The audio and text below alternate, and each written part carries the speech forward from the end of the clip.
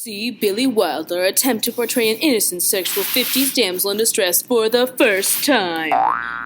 Or the second time. Or the third time. Screw it, for how many other times? In this confusing production of Sunset Boulevard. You see, this is my life. It always will be. There's nothing else. This romantic drama is set to follow the downfall of a crazy Hollywood star, Norma Desmond. I warn you, don't give me a fancy prize just because I'm rich. Meet Norma, a self-obsessed, ignorant, and insane Hollywood actress who thinks she's the star of everything. You're Norma Desmond. Used to be in silent pictures, used to be big. I am big. It's the pictures that got small. Fall in love with the main character, Joe, a confused man who's running from the cops and his extreme debt to a super nice mansion in the middle of the woods. Sort of like Leonardo DiCaprio in The Great Gatsby, minus the fact that Joe doesn't have any money and isn't love-obsessed with his neighbor. Watch in awe as Joe's car conveniently stalls in the driveway of this mansion and is welcomed immediately into the home of the famous Norma Desmond. Joe is greeted by the scary Addams Family-looking butler and is asked about a small casket. I've made up my mind we'll bury him in the garden. Any city laws against that? I wouldn't know. I don't care anyway. I want the coffin to be white, and I want it specially lined with satin. White. Or deep pink. Maybe red. Bright, flaming red. Let's make it gay. Watch as Joe goes along with the plot and isn't concerned at all about the wheeled decor or the strange conversation of small caskets built for tiny humans and monkeys. He's as sentimental as can be, and probably a little inside out in joy and is running his brain. Thanks, Pixar. But enough about the monkey. It's really not that important. Follow along as Norma persuades Joe to help her edit her own personal screenwrite starring the one and only Norma Desmond. Norma spends almost the entire plot seducing Joe and arranging for them to live together. She'd sit very close to me, and she'd smell of tuberoses, which is not my favorite perfume, not by a long shot. Sometimes as we watched, she'd clutch my arm or my hand, forgetting she was my employer. But Joe sees it otherwise. The miscommunication here between porking and working is basically the entire plot. Anyways, the plot thickens as we learn about the side romance Mr. Joe Gillis is having with his best friend's girlfriend, Betty Schaefer. Betty is a pretty independent woman, especially for the 1950s, who loves to critique movies and shoot down the dreams of Joe Gillis. We see this earlier in the film when she tells Joe that his script basically sucks more than Donkey Butt. No offense here, Donkey. Joe continues to lead a pretty lame double life with editing by Norma Side and writing/porking the mean movie critic, aka his best friend's girlfriend that he met at a New Year's party. Speaking of a New Year's party, Norma held a party for herself and Joe and bought him some super nice clothes after driving around in a super nice car.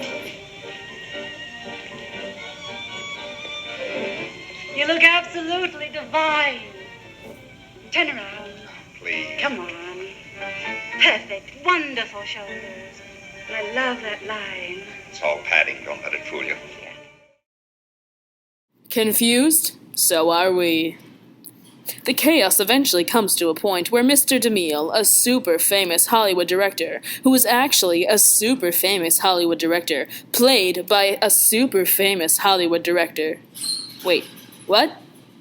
It gets to the point where Norma has submitted her actually really terrible, unfinished script idea to Mr. DeMille so that she can start making a new picture. I must apologize for not calling you. You'd better. I'm very angry.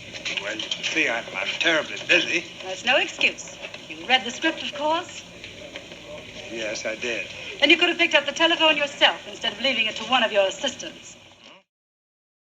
But hold on, we aren't even close to done yet.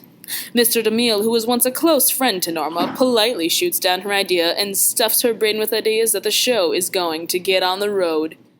But it turns out the only reason Norma kept getting calls from the Paramount Studios is because they wanted to rent her decked-out car that puts Herbie Fully Loaded's transformation to shame. Oh, Gordon, this is C.B. DeMille. Have you been calling Norma Desmond? Yes, Mr. DeMille. It's that car of hers, an old Isata Fraschini. Her chauffeur drove it in on the lot the other day. It looks just right for the Crosby picture. We want to rent it for a couple of weeks. But nobody tells Norma this because she's fragile, and who wants to deal with Hollywood politics? So instead, everyone pretends everything is fine and lets Norma undergo enough plastic surgery to look like Kim Kardashian, but with really high eyebrows. Moving on, after all is said and done with Norma's face, we learn that Max was actually her old husband and movie director, and basically just stuck around with the hopes of getting some. In addition, he's been lying to her for years and writing her dozens of fan letters just so she can keep her ego intact. There aren't any fan letters except the ones you write. That isn't true. Max! Madame is the greatest star of them all. Talk about a real gentleman, ladies. After we learn about the clingy husband-director guy, Norma figures out that Joe's been porking this Betty chick and she flips out. But she doesn't actually flip out, she just waited until Joe was home to call Betty and tell her that the quote-unquote real story. But since Joe is home, he hears the conversation and also flips out. But he actually flips out. He tells Norma to screw off and packs up one suitcase. One suitcase, even though he has millions of clothes and super nice things now. Smart move, Joe Gillis. However, this old Hollywood star won't let her love leave her because, after all, no one leaves a star. Joe! Joe! Joe! Even though this whole movie is about people leaving a star. Anyways, Joe gets all pissy and tells Norma the truth about what's been going on behind the scenes. Oh, wake up, Norma. You'd be killing yourself to an empty house. The audience left 20 years ago. Now face it. That's a lie! They still want me! No, they don't. What about the studio? What about DeMille? He was trying to spare your feelings. The studio only wanted to rent your car. Wanted what? DeMille didn't have the heart to tell you. She, of course, doesn't believe him and threatens to kill herself if he leaves, but Joe doesn't care because he's crabby and just lost his booty call. So instead, being a responsible one-day gun owner, Norma chases Joe out of her house and shoots him 3 times until he lands in a pool that has always wanted. Not the shooting, of course, just the pool. But it's not over yet. We forgot to mention that this whole movie is Joe's backstory, and him getting shot brings us to the present. Newspapers and reporters surround Norma's mansion, waiting to get the dish on the old celeb gone bonkers. So in the end, Norma gets her fame, but not her nerdy boyfriend, but it's okay because she's finally ready for her close-up. You again, because after Salome, we'll make another picture and another picture. You see, this is my life. It always will be. There's nothing else. Just us. And the cameras. And those wonderful people out there in the dark. All right, Mr. DeMille, I'm ready for my close-up.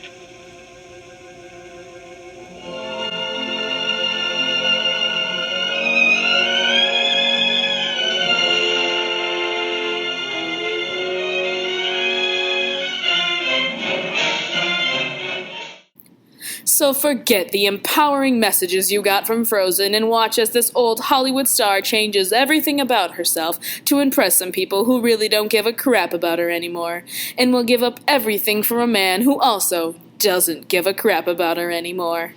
Learn how to not trust your own loyal companion because they've been lying to you for years, and how to mock Hollywood by using other Hollywood stars and Paramount Studios because you're bitter and unsatisfied about the new and upcoming movies with sound.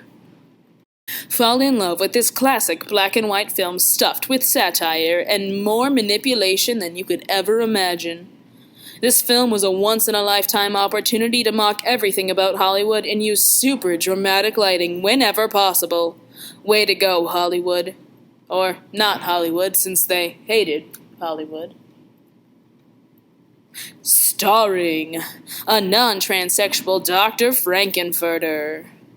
Joe G. Willis, he sure is an idiot. Lurch meets Fester Adams, Mrs. Steal Your Man, and director D.I. McMill.